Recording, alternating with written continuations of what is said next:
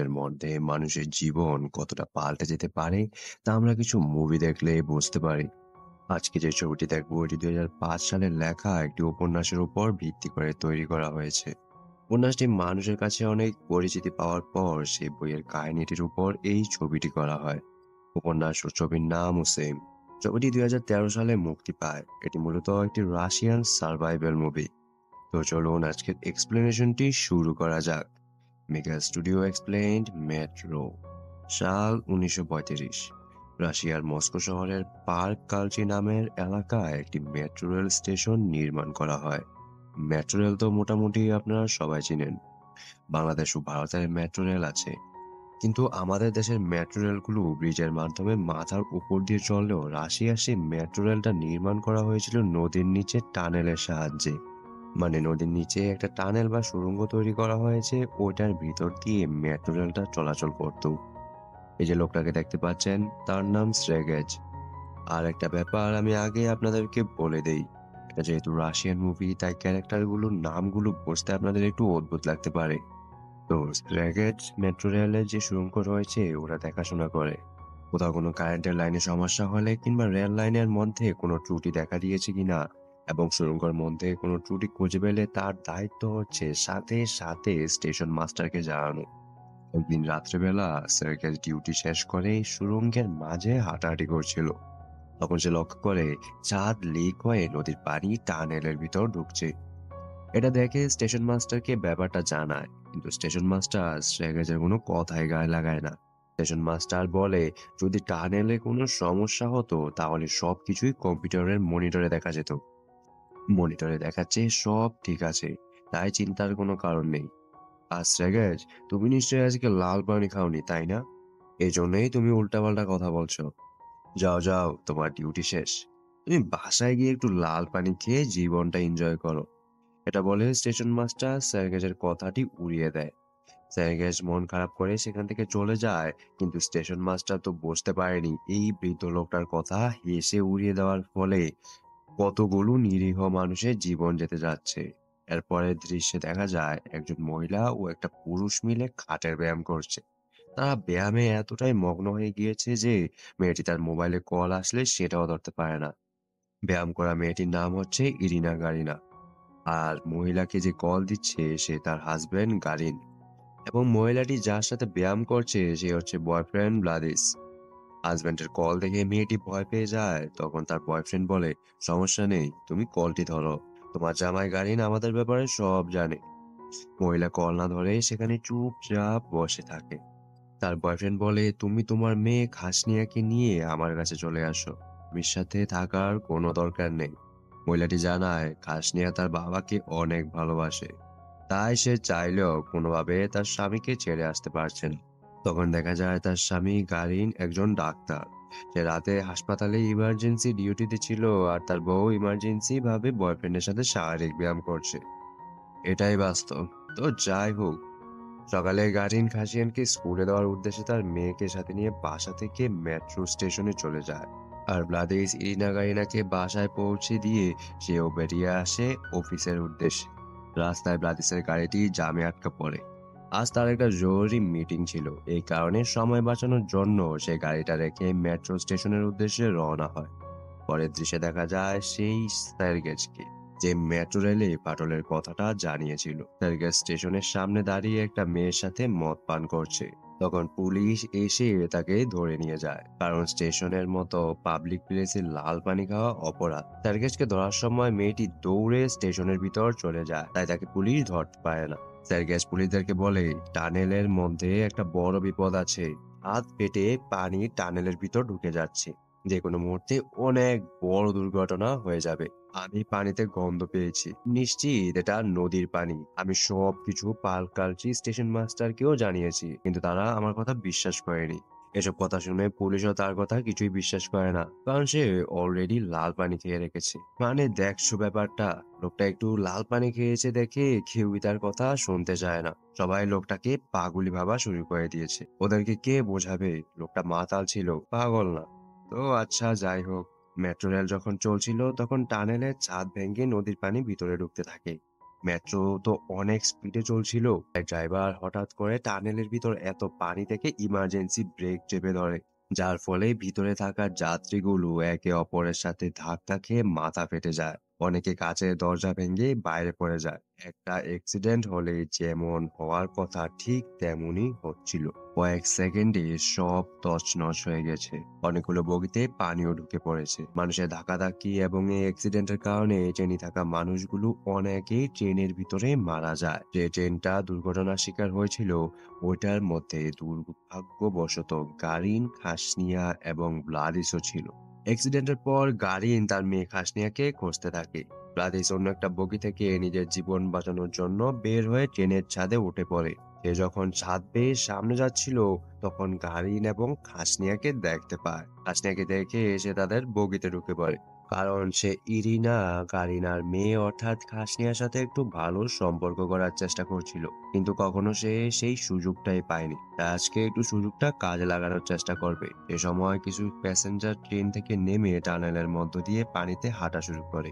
তারা ভাবছিল হেঁটে এখান থেকে বের হওয়া যাবে। সে সময় আবার অপরদিকে আরেকটি ট্রেন দাঁড়িয়েছিল, কারণ টানেলের ভিতর থাকা ট্রেনটা বের হলে অপর দিকের ট্রেনটা ভিতরে ঢুকবে। পুরাতন মেট্রো রেলের সিস্টেম হচ্ছে এক টাইমে শুধু একটা ট্রেনই টানেলে চলতে পারবে, তাই একটা ট্রেন বের হওয়ার পরেই আরেকটা ট্রেন টানেলে ঢুকতে পারবে। কিন্তু সমস্যা হচ্ছে ভিতরে যে ট্রেনটা অ্যাক্সিডেন্ট করেছে এই খবরটা বাইরের কেউই এখনো জানে না। তখন আবার স্টেশন মাস্টার তার কম্পিউটারে দেখতে পায় টানেলের মধ্যে হঠাৎ করে পানি অনেক বেড়ে গেছে। একদম রেড সিগন্যাল মানে তো বুঝিনি অত্যাধিক খারাপ কিছু।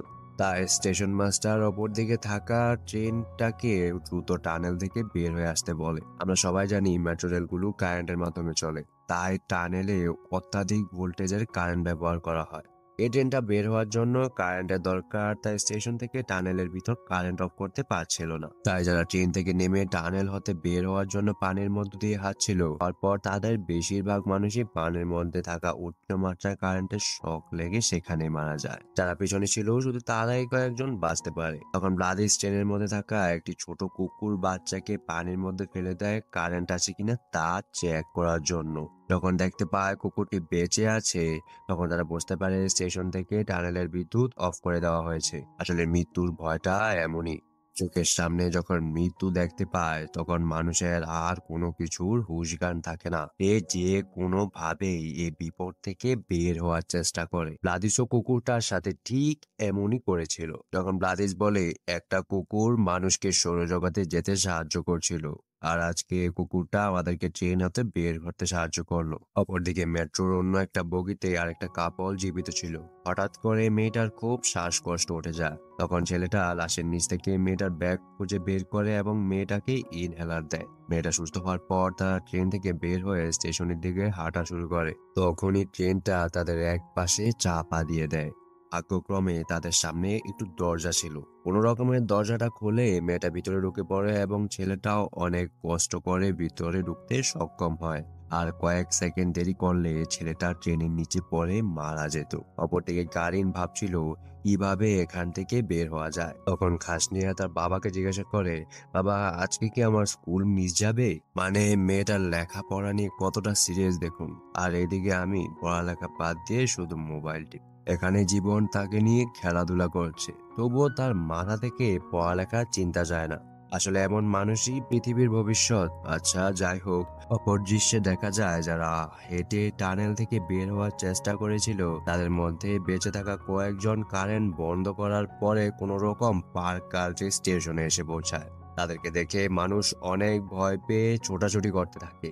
অনেকে তো মানুষের পায়ের নিচে পড়েই মারা যায়। এই দৃশ্যটা দেখে আমার খুব খারাপ লাগে, কারণ মানুষগুলো ট্রেন অ্যাক্সিডেন্ট থেকে বেঁচে আসতে পারলেও স্টেশনে থাকা কিছু মানুষের কারণে তারা মারা যায়। স্টেশনে দাঁড়িয়ে থাকা মানুষগুলোর উচিত ছিল আহত হয়ে যারা ট্রেন থেকে বেঁচে ফিরে এসেছে তাদেরকে সাহায্য করা, কিন্তু স্টেশনের মানুষগুলো এটা না করে উল্টো তাদেরকে পায়ের নিচে ফেলে মেরে ফেললো। বেঁচে আসা মানুষগুলোর এই অবস্থা দেখে সরকার এবং পুলিশ বুঝতে পারে ভিতরে ট্রেনটার সাথে কি অবস্থা হয়েছে। তখন তারা পালকালচি এবং সাদাবায়া স্টেশন বন্ধ ঘোষণা করে দেয়। পুরো স্টেশনটি আর্মি পুলিশ দিয়ে ঘেরাও করা এবং ইমার্জেন্সি ব্যবস্থার জন্য হেলিকপ্টার আনা হয়। তখন সেখানে টিভি চ্যানেলের সাংবাদিকরা এসে দুর্ঘটনার খবর টিভিতে দেখাতে থাকে। রিনা গেরিনা এই নিউজটা দেখতে পায়। তার মনে অনেকক্ষণ ধরে ভয় কাজ করছিল, কারণ তার মেয়ে খাসনিয়া গারিনের সাথে আছে এবং তার হাজব্যান্ড গারিন কল ধরছে না। সে খাসনিয়ার স্কুলে কল দিয়ে জানতে পারে তার মেয়ে এখনো স্কুলে পৌঁছায়নি। তখন সে নিশ্চিত হয়ে যায় যে তার মেয়ে এবং হাজব্যান্ড ওই ট্রেনের ভিতরে আটকা পড়েছে। এরিনা মেয়েকে বাঁচানোর জন্য তার বয়ফ্রেন্ড ব্লাদিসের কাছে কল দিতে থাকে, কারণ তার বয়ফ্রেন্ড একজন ধনী ব্যবসায়ী। এজন্য অনেক বড় বড় মানুষের সাথে তার পরিচয়। কিন্তু এরিনা তো জানতো না তার বয়ফ্রেন্ডও তার জামাইয়ের সাথে ওই মেট্রোতে আটকা পড়ে গেছে, তাই তার বয়ফ্রেন্ডও কল ধরছিল না। তখন পালকার্ট্রি স্টেশনে বড় বড় অফিসাররা এসে দেখতে পায় ভিতর থেকে শুধু লাশ বের হচ্ছে। তখন তারা তিনজন সুরক্ষা কর্মীকে ভিতরে পাঠানোর সিদ্ধান্ত নেয় দেখে আসার জন্য সেখানে কি হয়েছে ট্রেনের সাথে, কারণ বাইরে থেকে এখনো কেউ বলতে পারছে না ভিতরে কেউ বেঁচে আছে কিনা। ট্রেনে বেঁচে থাকা গারিন, খাসনিয়া, ব্লাদিস, সে মদ খাওয়া মেয়েটি এবং কাপড়টা সহ আরেকটা পুরুষ মানুষ ট্রেন থেকে নেমে টানেল দিয়ে হাঁটতে থাকে। তখনই তারা দেখতে পায় পানির স্রোতের ধাক্কায় ট্রেনের একটা বগি তাদের দিকে এগিয়ে আসতে শুরু করেছে। তখন তারা একটি সেফটি টানেল, মানে কাজ করার জন্য এখানে একটা সুড়ঙ্গের মতো বানানো হয়েছিল, সেটার মধ্যে ঢুকে যায়। কিন্তু তাদের সাথে থাকা ওই বয়স্ক পুরুষটি সেখানে হতবাক হয়ে দাঁড়িয়ে থাকে। যখন ট্রেনটি আসে তাকে একদম পিষিয়ে দিয়ে চলে যায়। তারা সবাই সুড়ঙ্গের মধ্য দিয়ে খোঁজাখুঁজি করতে করতে একটা ম্যানহোলের সামনে গিয়ে পৌঁছায়। এই ম্যানহোলটা নির্মাণ করা হয়েছিল রাস্তার উপরে পানি নিষ্কাশনের জন্য। ম্যানহোলের মুখটা রাস্তার মধ্যে ছিল, মাটির নিচে থেকে এত উপরে তারা পৌঁছাতে পারছিল না। তাই গারিন তার মোবাইলটা দিয়ে কোনো রকম এরিনাকে কল করার চেষ্টা করে, কিন্তু মাটির এত নিচে হওয়ায় সিমে নেটওয়ার্ক পাচ্ছিল না। সে সময় পালকালচি স্টেশনে এরিনা গাড়ি নিয়ে চলে আসে তার বাচ্চার খোঁজ করার জন্য। যে পুলিশের কাছে এবং চারপাশে খোঁজ করতে থাকে, কিন্তু খাসনিয়ার খোঁজ পায় না।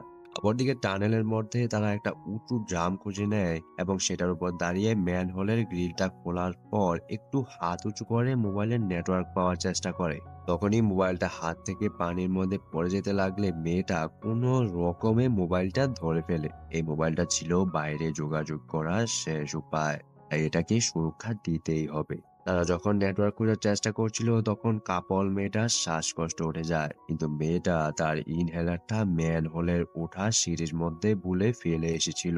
তাই তার বিএফ একটা লাইট নিয়ে আবার পানির মধ্যে যায়। একেই বলে ভালোবাসা।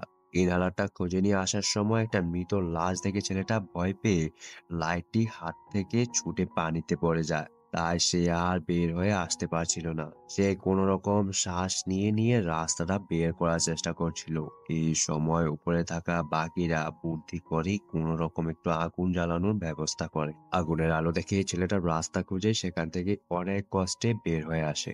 তারা যখন কোনো উপায় না পেয়ে টানেলের মধ্যে বসেছিল, তখন গারিন আর ব্লাদিসের মধ্যে কথা কাটাকাটি হয়। ব্লাদিস রেগে গিয়ে গারিনকে বলে, আমি তো তোর বউকে শুধু মজার জন্য ব্যবহার করেছি। আমি তোর বউকে কোনো বিয়ে শাদী করবো না। তুই সারাদিন হাসপাতালে রোগী নিয়ে পড়ে থাকতি, নিজের বউকে তো সময় দিতি না। তাই তোর বউ আমার কাছে এসেছে ভালোবাসার জন্য, আর আমি ওকে ইউজ করেছি। এসব কথা শুনে গারিন ব্লাদিসকে অনেক মারতে থাকে। সে সময় তাদের পাশে থাকা মেয়েটা মারামারি দেখে ভয়ে চিৎকার করে ওঠে। তখন সুড়ঙ্গে থাকা সুরক্ষা কর্মীরা চিৎকারটা শুনতে পেয়ে সেখানে চলে আসে তাদেরকে উদ্ধার করার জন্য। কিন্তু হঠাৎ করে টানেলের ছাদটা পুরোটা ভেঙে নদীর পানি ঢুকে সবাইকে ভাসিয়ে দেয়। এই কারণে সুরক্ষা কর্মীরাও সেখানে আটকে যায়। পরে তারা সবাই সুরক্ষা কর্মীদেরকে নিয়ে আবার ওই ম্যানহোলের ভিতরে যায়। ম্যানহোলের ঢাকনার নিচ থেকে কোনো রকম ইশারা দিলে একজন মানুষ তাদেরকে দেখতে পায়। সে তাদের উদ্ধার করে এবং একে একে তারা সবাই সে ম্যানহোলের মুখ দিয়ে জীবিত বের হয়ে আসে। এরিনার সামনে তখন তার হাজবেন্ড এবং বয়ফ্রেন্ড ব্লাদিস দাঁড়িয়েছিল। এরিনার এই দুইজন থেকে যে কোনো একজনকে বেছে নিতে হবে। তখন সে তার ভুল বুঝতে পারে এবং তার স্বামীকে বেছে নেয়। তার স্বামীর সাথে হাসপাতালে চলে যায় এবং ব্লাদিসও সে তার নিজের অফিসে চলে যায়। আর এইভাবেই এক ভয়ঙ্কর মেট্রো জার্নির সমাপ্তি হয় এবং গারিন তার পরিবারকে আবারও ফিরে পায়। তো ছবিটি কেমন লাগলো কমেন্ট করে অবশ্যই জানাবেন। যদি ভালো লেগে থাকে তাহলে একটা লাইক করে দিয়ে ভিডিওটা বন্ধুদের সাথে শেয়ার করে দিবেন। আর মিকা স্টুডিও চ্যানেলটি সাবস্ক্রাইব করা না থাকলে সাবস্ক্রাইব করে দিবেন।